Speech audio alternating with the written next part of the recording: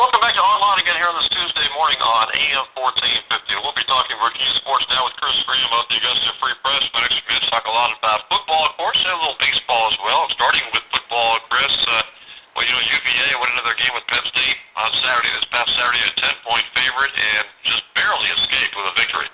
Yeah, 4 turnovers for the Cavs, all in their territory, all that could have led to scoring opportunities for Penn State.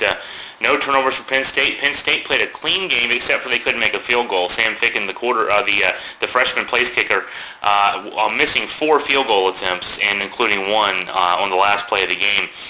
And so the Cavs escaped with the win. Also, just the fact that the Cavs couldn't move the ball offensively, less than 300 yards total offense. You look at all those numbers and you say not only should they have lost the game, they probably should have lost the game by a couple of touchdowns or more. But they played great defense, and despite giving up those 4 turnovers deep in their territory, they only gave up 3 points off those turnovers. And so the defense gets the credit, and a little bit of luck on their side as well. And the Cavaliers, I guess, not getting a lot of respect, at least from the odds makers, when it comes to the next ball game coming up against Georgia Tech. Well, after a performance like this, you wouldn't expect to get a lot of respect. I don't think you have to go out there and earn it. And Georgia Tech, despite the fact that they're 1-1, and one of their wins is over Presbyterian, a team that they obviously beat pretty handily and very easily this past weekend. They lost to Virginia Tech in a game that a lot of people didn't expect Georgia Tech to be too competitive in, and Georgia Tech could have very well won that game, lost in overtime in Blacksburg. So you'd have to look at those two teams based on the record of work so far and say Georgia Tech should be favored in that game pretty handily. And yet, if I'm a Virginia fan, I'm looking at it and saying, well, we just played about the worst game we could possibly play at a national televised game, and then probably have played in the last 10 years, and yet we won the game. So it's only going to get better from there. Georgia Tech's offense creates a lot of problems for a lot of teams, and in a one-week scenario, it can be really difficult to get ready for their triple threat option offense. And actually, their defense is what's interesting this year. At least we only have that limited body of record, but they held Virginia Tech in that opener to less than 300 yards total offense. Al Groh's defense, after the first couple of years, kind of maligned down there. He was brought in to shore things up to match the quality of that offense. And so far, again, early returns, looks pretty good down there. How do you size up overall the quarterback situation right now for the Cavaliers? It's interesting, the backup Phillip Sims comes in with all the pedigree. He just transferred from Alabama, where he had a great spring game. He hasn't had a lot of time in the offense. He's the former number 1 recruit in the country, and so a lot of pressure to put him in the game. He got in again on Saturday for 2 series, straddling the third and fourth quarters, didn't move the team in those 2 series, and Rocco was put back in. Michael Rocco, the starter, who threw an interception in the first half, fumbled in the second half, and was lifted for those couple series. Rocco doesn't have all the pedigree, but he moves the team. Even though the Cavs didn't have 300 yards total offense, he still threw for 250 yards. They couldn't run the ball very well, and that's certainly not his fault. But in 15 games as a starter, he's 10-5, and so, he might not have the pedigree, but he gets the job done. So right now the Cavs have, I wouldn't call it a quarterback controversy, because right now Michael Rocco, the guy who, by the numbers and by the recruiting rankings and everything else, shouldn't be the starting quarterback. He's playing better football right now. And, of course, a big win for the Hokies. The Hokies now get Pittsburgh. Yeah, and when you came into the season and you see Pittsburgh on the schedule in week 3, you're thinking, well, that could be a tough game. It's an out-of-conference game, and Pittsburgh is a BCS conference team, and they could present some trouble. And then Pittsburgh goes out and loses in week 1 to 1AA Youngstown State, and not just loses to them, but loses by 2 touchdowns in a game that Youngstown State dominated from the start. So maybe that Pittsburgh team isn't going to be the threat that Hokies fans maybe wanted a little bit. You kind of want these non-conference games to have some meaning, because we've talked about this. Virginia Tech certainly every year starts the season wanting to put themselves in the national championship mix. And you play in the ACC, and the ACC is maybe a little down. You need your non-conference games to help boost you up. And the win over the weekend over Austin Peay is not going to certainly get the attention of any pollsters. And really, even if they go out and do what we all expect them to do with Pittsburgh this weekend, that's not going to get a lot of attention either. That's not fair to Virginia Tech. They scheduled Pittsburgh thinking that Pittsburgh was going to be a tough game, but it doesn't look like it's going to be the case. Well, I'll tell you, the one game I would like to see in, and I think of all the matchups we can see in college football, Well, what I really would like to see, and I'm not a big fan of either of these teams, but I'd love to see West Virginia and Virginia Tech start playing again. I know it's a shame that I guess it's been several years now. They used to play that annual series, and of course, when they were both in the Big East, they did. But even before the Big East, they played an annual series, and if that mattered to a lesser degree, even UVA against West Virginia, maybe. Well, I'd love to see that too. I think it's a shame that none of these teams play West Virginia. The matchups there that could exist. We see the attention JMU's getting the JMU West Virginia game this weekend. A lot of Virginia-based football fans are looking forward to that game, and West Virginia only plays JMU these days among the in-state teams, and that's a shame. It's a shame. If you don't want to play West Virginia, go one state further and go over to Columbus and play Ohio State. Maybe I can go home to my parents' house and go watch UVA or Tech here or there. Yeah, well, it would be, getting back to the West Virginia thing, I think, I know that there have been, bitter fan feelings, maybe the respective bases of fans and alums. The Virginia had a couple of games of West Virginia back in the 80s, and there was an incident with the former Pep band that had some controversy. Then they played a bowl game, I think it was in 2004 in Charlotte, and there was another incident. That's to me, to have something like that keep you from playing a team is kind of silly. And same kind of stuff with Virginia Tech and West Virginia. They, the fan bases don't get along. The games can be kind of rough. That's a shame because to me, the intersectional matchup, West Virginia and Maryland have played for a long time, and that's great. To me, just the possibility of seeing maybe even just once every 3 or 4 years, just a chance to see those, Virginia and West Virginia matchup, Virginia Tech and West Virginia matchup. That's what makes it all worthwhile is that fans on both sides take it so seriously. Well, that's right. You're exactly right. And, the Virginia Tech matchup is not friendly to say the least, but, they get out there and play every year, and it's a lot of fun to see. And you'd hate to see that kind of thing break down for any reason. So, and plus West Virginia, of course, is back up on top. They, Dana Holmgren, the coach, has them in the top 10. They're in the Big 12 now. They're really rolling right now, and it'd be great. Especially Virginia Tech has obviously been at the top of the national scene for about 10, 15 years. West Virginia has been up and down, but they're certainly up right now. Virginia is trying to get their way back up to be a contender on the national scene, the bowl scene on a regular basis. It would behoove them to schedule a tougher non-conference schedule and get a West Virginia on their schedule. And maybe what we'll see is, in 2014, we finally moved to this new 4-team playoff, and you're already starting to hear the rumblings from the various college football analysts out there who say, the first couple of weekends of college football have been kind of boring, not a lot of big matchups, because teams are scheduling themselves to have the best chance to be 12-0 at the end of the season and work their way in the national title game. And so they tend to schedule cupcake non-conference games because they don't want to have as many opportunities as possible to lose a game. So when you go to that 4-team, supposedly the selection committee that's going to pick that 4-team playoff is going to use strength of schedule as a key indicator. Hopefully that's the case, and maybe we'll see incentive for more matchups like Virginia Tech, West Virginia, like Virginia, West Virginia, because maybe fewer matchups like Florida State, Savannah State. Huh? Oh gosh, yeah. That game was 35-0 in the first quarter. They stopped it with 8 or 9 minutes left in the third quarter. It was 55-0. It just doesn't make any sense to see those games. It doesn't make sense to see Austin Peay at Virginia Tech or Richmond at Virginia. We need to see more. If you had to me, eventually we're going to have an 8 or 16 team playoff. The 4-team playoffs move in the right direction. But look at the NFL. The NFL is the sport that it is on Sundays because really, literally, any given Sunday, any one team can beat any other team, and no matter what the records are. And before the start of the season, really, you can legitimately say maybe my team has a chance to go to the Super Bowl.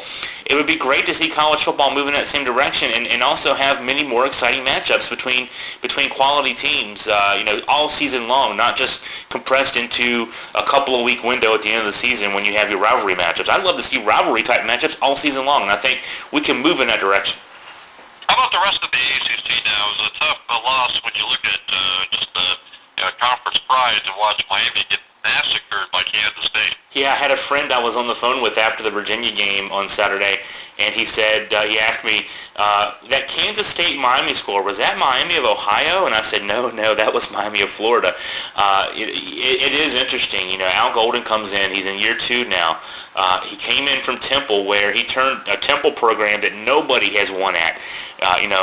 Time immemorial, nobody's won at Temple, and he took that program to the last couple of years he was there. They were a 9 and 10 win team consistently, and so the high expectations when he goes to Miami, and they under Randy Shannon had recruited really well, just couldn't win on the field with that group, and now they've regressed even more, if it's possible, to not only the recruiting hasn't been so good, and they're putting out the product on the field where they can lose 52-13 to a Kansas State team that last year beat them in Miami, but beat them in Miami in a game that Miami was favored in, and Miami had the ball for 4 shots from the 1-yard line at the end of the game and just couldn't score, and lost by less than a touchdown. So things have really regressed for Miami, to say the least, and it's really for the ACC it's really bad, because you think back to 2004 when the ACC brings in Virginia Tech and Miami.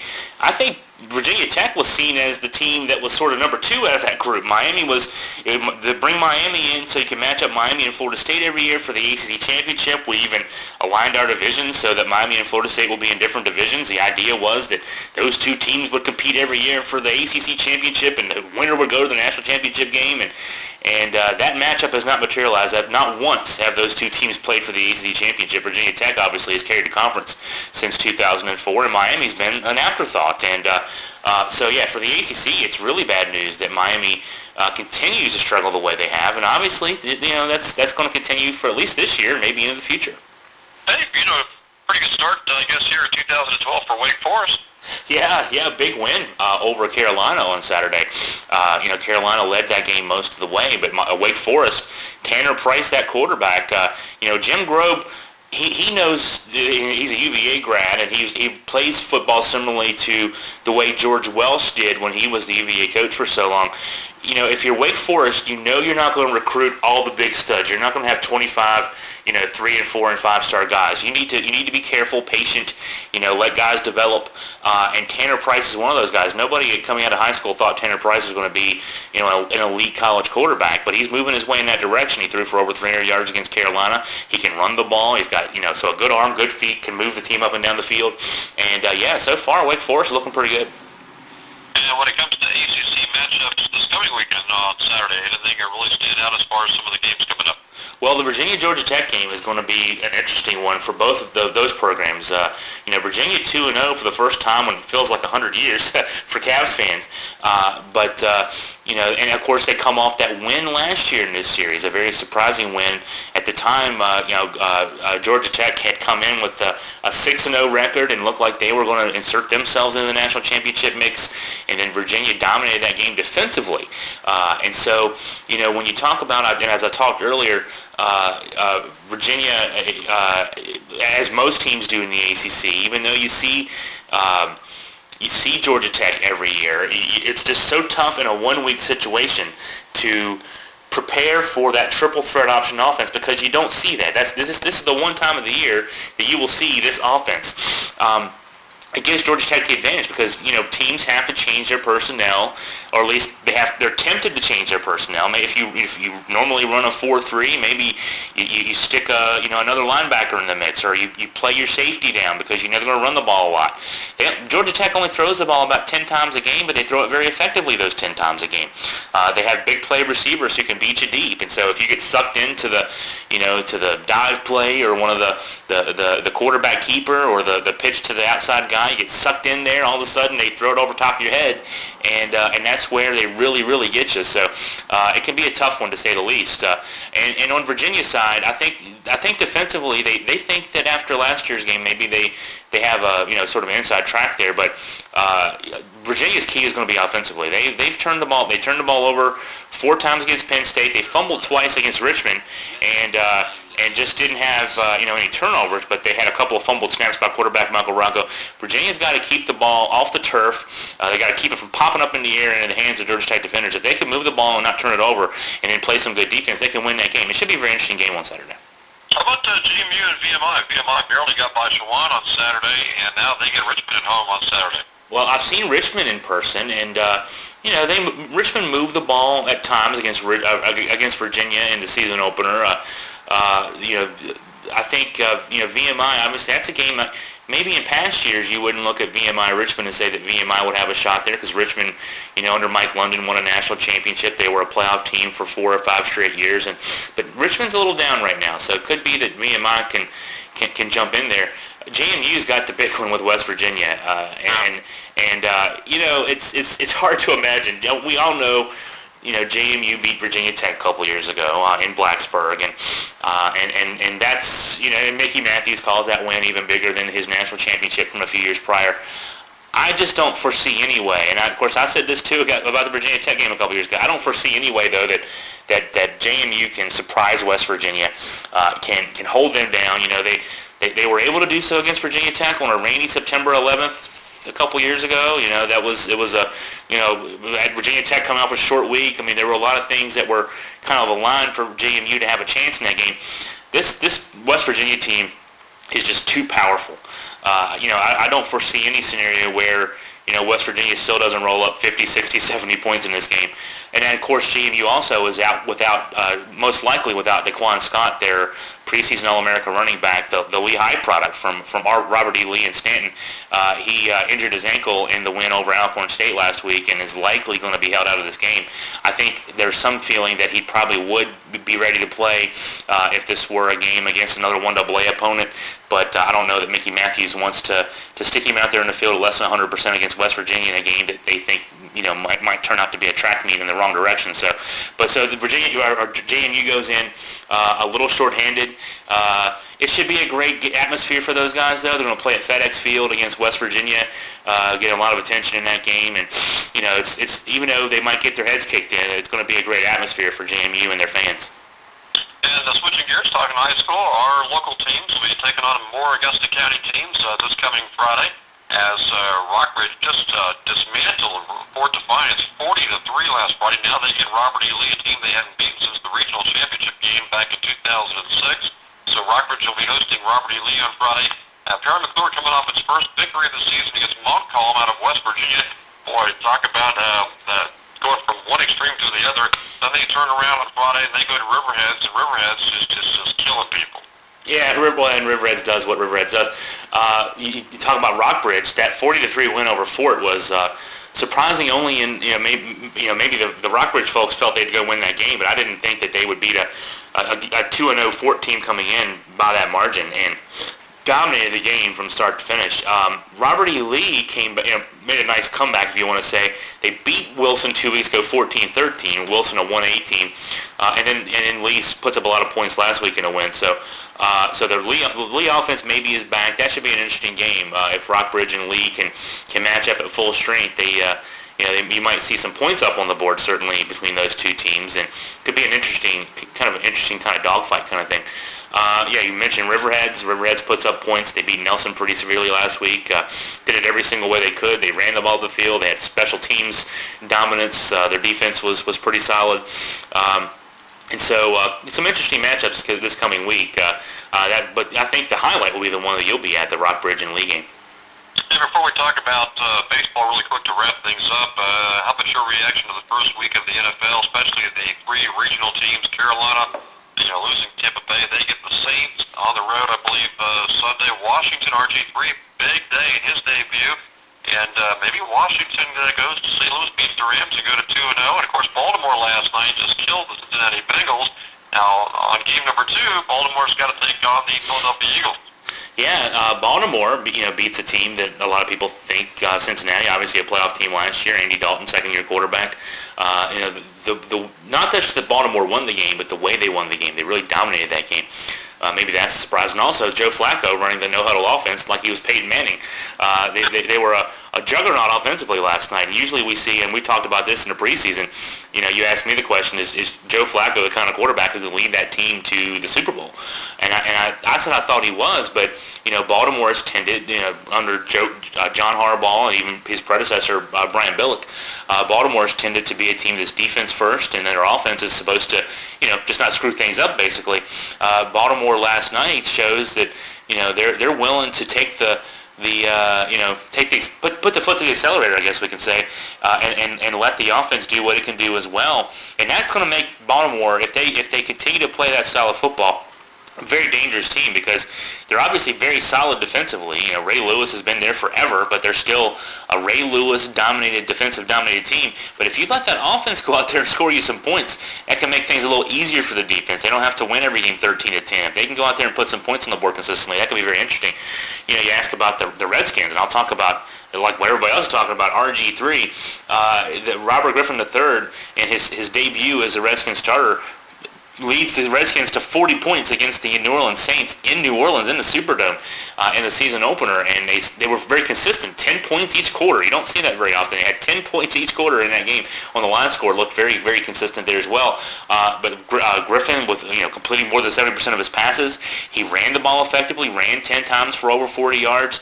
Very dangerous. A couple of design runs that they had a couple of third and shorts where he took the snap out of the shotgun, and they ran, like he did at Baylor, a zone read option kind of offense. And so a nice mix of plays where when he was back in the pocket, he was very effective. And then a couple of plays where they put him on the perimeter, and he also looked very effective. And despite the fact that the defense gave up 32 points on the scoreboard, a couple touchdowns in the fourth quarter where they were basically playing prevent defense, basically trying to extend the Saints on drives. If they wanted to pick them apart and kind of move their way down the field, that's fine. But really the defense was really effective for three quarters, playing their base defense. So the Skins fans, that bandwagon sometimes takes some time to get rolling down the hill, but I'm sensing the bandwagon's already getting going up there in D.C. and among Redskins Nation with what they saw out of Robert Griffin III, and probably very happy. We saw Andrew Luck in Indianapolis kind of struggle in his first week. There were a couple of interceptions and a big loss to the Chicago Bears. I think Redskins fans are probably glad that they got the number 2 pick and got Robert Griffin III, because at least for 1 week, he's the better of the quarterbacks. And really quick, Major League Baseball, a couple of things here now. Something we've been talking about the last couple of months. It's official now. Washington shutting down Steven Strasburg. Still to be determined, I guess, the remainder of the regular season, and especially the postseason, the impact on the Nationals.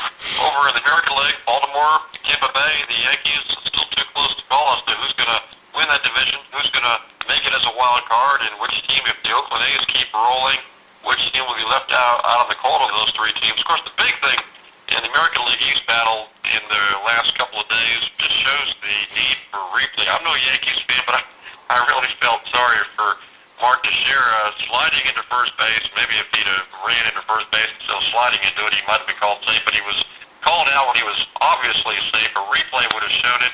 And boy, the umps afterwards, they said they took a look at one replay, and they said it was inconclusive. Not only did they blow the call, but they blow their chance to maybe apologize.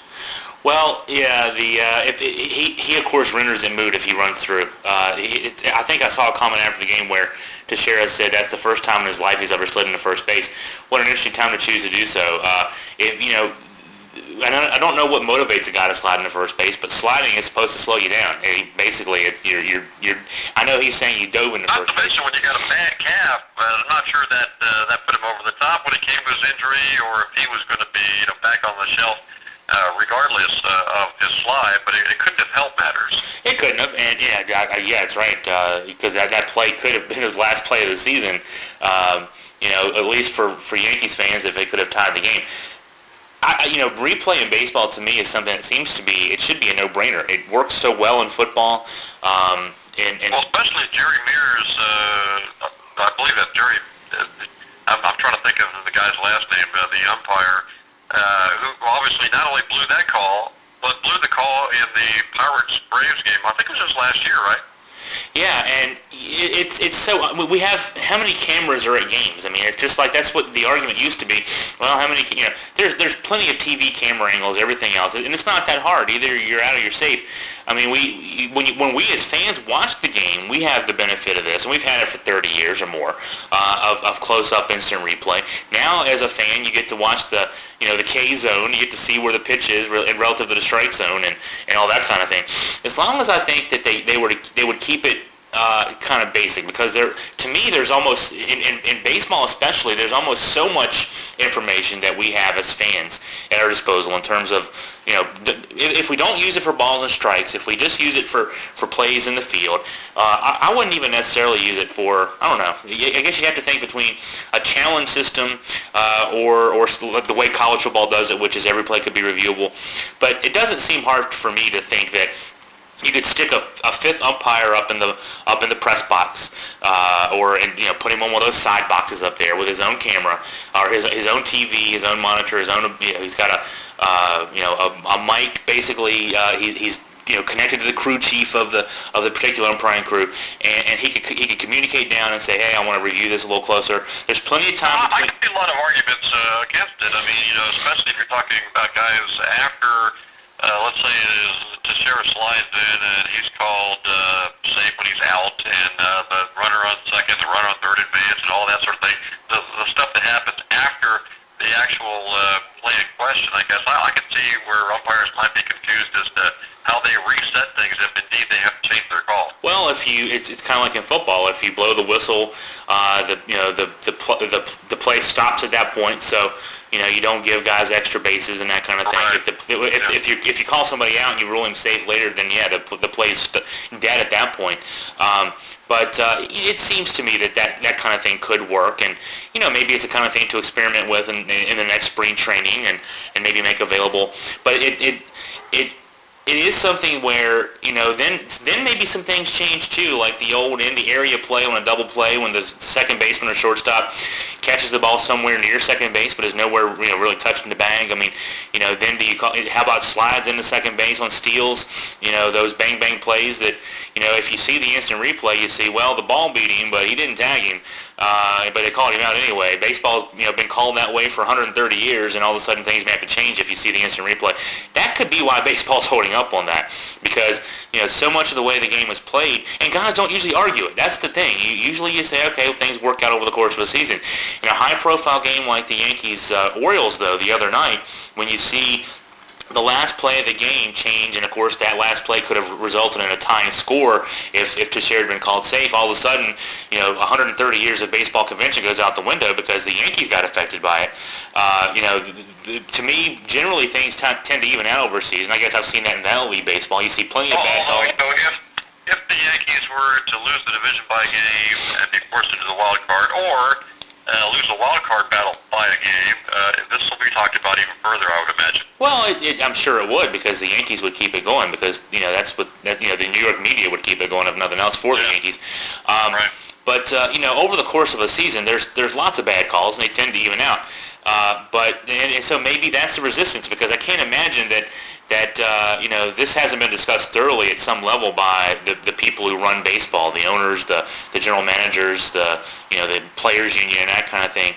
And the fact that they don't have instant replay put in place yet, it comes up again in a situation like this, in a high-profile game. You see some attention put to it, but if they really want to. I wonder if it comes up in the case of the umpire Jerry Meals, because indeed he had that Pirates Braves thing. I think it was last year. Now this comes up. I mean, is that something where his job status, at least for the postseason, let's say, gets impacted? No, it very well could. Yeah, that's the the kind of thing that goes in a report, and But again, I think the whole issue is moot. If Teixeira sliding into the bag made that play a lot closer than it should have been. If he runs through, gosh, he's probably past the bag when the ball gets there. So, there's some culpability on his part too, and maybe he slides because, who knows, when his ankle popped when he was running down that baseline. As a former athlete myself, I know when you're, maybe he dove because he kind of had to dive. Maybe because if he says he's never slid into first base before like that, and maybe there's a reason he did that. But if he runs through, there's no question he's safe. And it looks safe as well. I'll tell you, when I first saw the play live, I was watching the game live that night, I thought he was out too. The instant replay made it pretty clear he wasn't, but the fact that he slid in the way he did made that play look a lot closer than it was. And I can't believe the umpires only had one angle on the replay. I'm thinking, boy, just come out and say, well, it was close, and upon further review, we blew the call, but that's what's going to happen in baseball, human error, that sort of thing. I can't think of what the umpire's name was, but that umpire who blew the call in that perfect game a couple years ago, who admitted afterwards he saw the replay and felt terrible. Jim Joyce with Armando Galarraga. Yeah, there you go. That play, he readily admitted right away, apologized to Galarraga, and for in fact, he was a home plate umpire the next night, so he made it very clear that he blew the call and was very apologetic for that. You would like to see that. You don't often see, especially in football, you don't see. You never hear, you'll hear maybe that the conference, the ACC or the SEC or the Pac-10 will say that that crew's been suspended for a week because they blew a call, but you never hear the officials themselves say that they blew the call. You kind of would like to say that it's okay. We're all human. We all make mistakes, but as fans of a particular team, you might say, I would kind of like you just to admit that. Not that you could change anything, because obviously you mentioned if the Yankees missed the playoffs by a game, and that's not that they would have won the game there, they would have tied the game there. And who knows, things could have happened, a lot differently as a result of that. But they don't necessarily win that game just because he's safe. But if they miss the playoffs by a game, certainly there will be more attention put to that by the New York media anyway. How about the Nationals taking preemptive action and shutting down Strasburg? It was interesting, but the argument being that he didn't seem mentally into that start Friday night, and if they feel like he's reached his limit, then what's the point of sticking him out there one more time? I still think this one will be debated for years to come, and it will be monitored for years to come, and we might see it happening more in the future as younger pitchers get up to the big leagues quickly, and or it could also just be, we're saying that, and maybe we'll monitor this. It could be that this is just such a unique situation. The Nationals said before the season started, we're going to cut him down at some point. The number 160 innings was actually thrown out there because he only went 3 innings Friday night. He ends up at 159 in the third inning, so he actually was just within that limit that they've been talking about all season long. The interesting thing here is that nobody expected this Nationals team to be doing what they're doing. They're 33 games over 500. Nobody expected this Nationals team to be playing 500 baseball. They thought this team might still be a 4th or 5th place team in the NL East when this season started. When this season started, there was no controversy about the idea that Steven Strasburg will be shut down early, because who cared? It was going to, he's going to be shut down in September. Great, he misses the last 2 weeks of a nondescript regular season. It only matters because the Nationals have playing lights out baseball since the beginning of the season. They started out really hot, and they've stayed that way, and maybe even playing their best baseball right now at this point in the season. What does it mean for the Nationals this year? For the regular season, probably not a lot. They have a 6-game lead in the NL East, and even if they were to seriously tank, I still think that they're going to be a wild card team. As far as the playoffs go, though, Gio Gonzalez won his 19th game last night. He's got the most wins in the major leagues. Obviously, Gio Gonzalez is not affected. But after Gio Gonzalez, who is your next? You got a couple guys, Edwin Jackson. John Lannon's replacing Steven Strasburg in the starting rotation. You don't really have that number 2 guy. And Strasburg and Gonzalez would be a very formidable 1-2 punch in any playoff series. All of a sudden now you got Gio Gonzalez and a cast of characters. And so the Nationals are going to be very vulnerable in the postseason. I'd be surprised if they make it into the NLCS past that first round of the divisional series, because they still have the depth in starting pitching without Strasburg being there. Hey, Chris, really quick, sports-wise, what do we look for in the coming days from the Augusta Free Press? We will get more into college football again and get you ready for the weekend, especially the UVA, Georgia Tech, and Virginia-Pittsburgh games. And we'll see what else we get into as well. JMU and West Virginia, actually, too. We're going to make sure that folks are ready for that big game as well. Okay, Chris Graham with the Augusta Free Press talking Virginia sports, and we'll come back for more of Bottom Line again here on this Tuesday on AM 1450 right after this.